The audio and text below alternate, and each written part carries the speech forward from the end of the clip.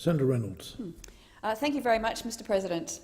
I rise tonight to speak on an exciting opportunity for all Australians to have a real say in the reform of our nation.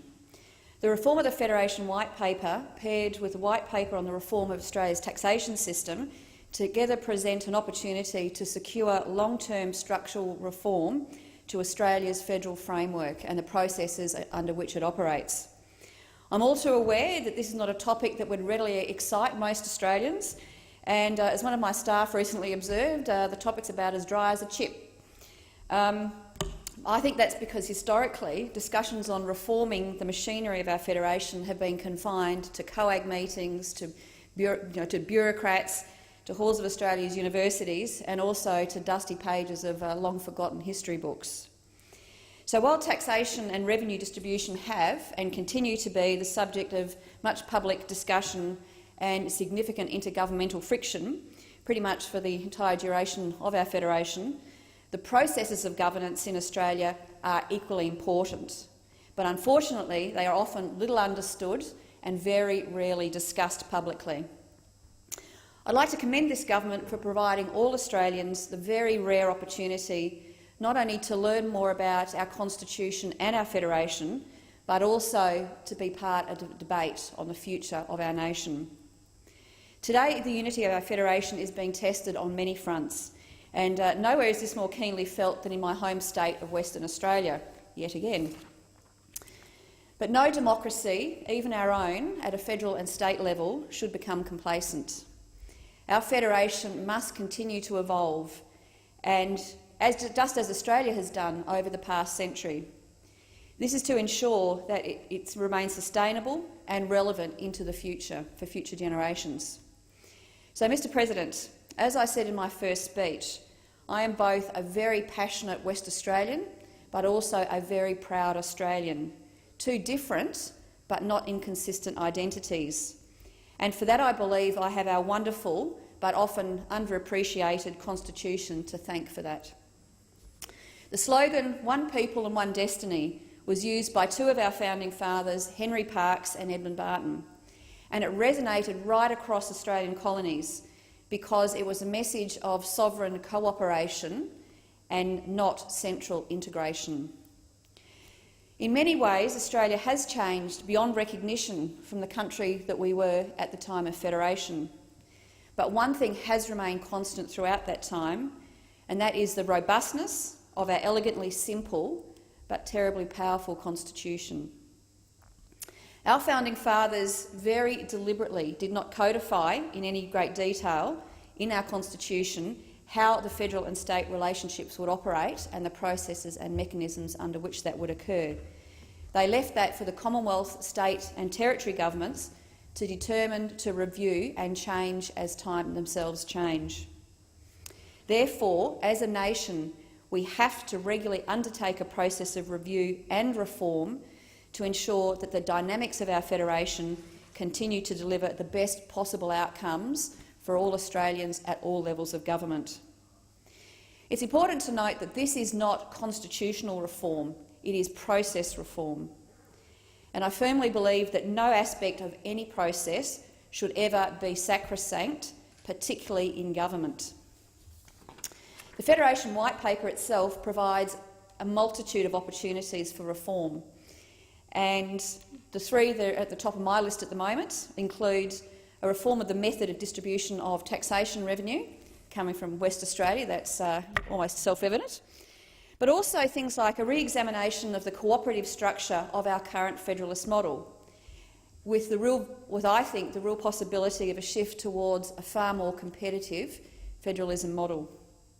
Thirdly, and probably the one that's been the most discussed so far in public, is the elimination of wasteful duplication caused by the overlapping and I think the hopelessly opaque governance structures between federal and state levels.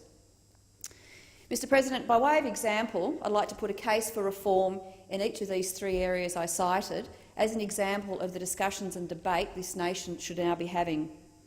Firstly, like all of us individually, the government's focus is inevitably on money, on revenue and expenditure.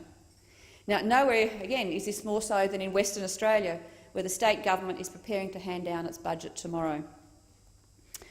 Western Australia's GST share has plummeted to historic depths this year and is projected to continue to drop, leading to what we believe is an unfair and unsustainable situation, where we retain just $1.9 billion of the $6.4 billion in GST revenue we'll collect this year. Now, this circumstance was never ever envisaged to occur by the Commonwealth Grants Commission when its current guidelines were established.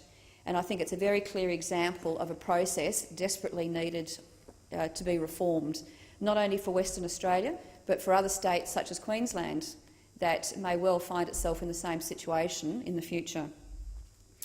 But secondly, I believe we need to challenge and have a really robust public debate about Australia's current cooperative federalist model, variously called New Democracy and other models over time. This model has evolved with little or no serious public engagement, and I believe under this cooperative model it provides almost no incentive for states and territories to innovate, to encourage and foster competition, and most importantly to generate national wealth.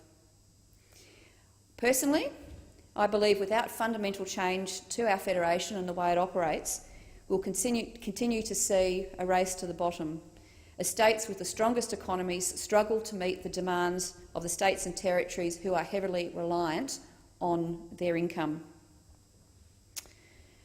I believe at its core federalism is a competitive endeavour, as separate sovereign governments are naturally competitive in both economic terms and in service delivery. So I don't believe competition in itself should be a word we should ever be afraid of in public policy. And when considering, and under the White Paper, we've now got this fabulous opportunity to really think about how we want our federation to operate in the future.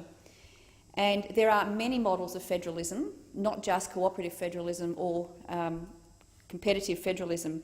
And I think we really need to have a look at those and have a discussion about which one of those models or a combination of models will now best suit Australia moving forward. All states and territories should be able to compete with each other and use their competitive advantages to their fullest. Every state and territory has clear competitive advantages. Now, whether they choose to exercise them or lock up their resources or not take advantage of the things that they've got, they should not be rewarded for doing so. In my home state of Western Australia, we have always understood the value and requirements of enterprise. We understand competition isn't a term to shy away from, but we have always, since our colonial days, embraced it in order to drive productivity and colonial and now national wealth. So Western Australia's economic success is no accident. It is the result of decades of sustained government and private sector investment in social and economic infrastructure, paired with sound policy and management in one of the world's harshest and remotest regions. So I think any future federalist model must strike the important balance between ensuring underperforming states have the incentive to undergo economic renewal and strive towards self-sufficiency in the longer term, while economically successful states who have invested in their economic future and taken risks have the opportunity to reap more of those rewards for, as the Prime Minister has said yesterday and today, for having a go. So this, I think, should form part of any White Paper discussion. Change is never easy to achieve, particularly when it involves federal government and all of the states and territories coming together to find a common agreement. It did take our own founding fathers decades of talk, of persuasion, of compromise, and most of all of persistence and resilience. But they got together and they left us with a wonderful legacy. Now, well over 100 years later, we have another opportunity on a bipartisan level to engage in the reshaping of our nation for the 21st century, which I think is an issue that absolutely trans politics. Now, these reforms won't happen through constitutional change and constitutional reform, but through the rebalancing and reforming the processes that support it. Now, I reckon that in any democracy that is an exciting thing. Thank you, Mr. President. Thank you, Senator Reynolds.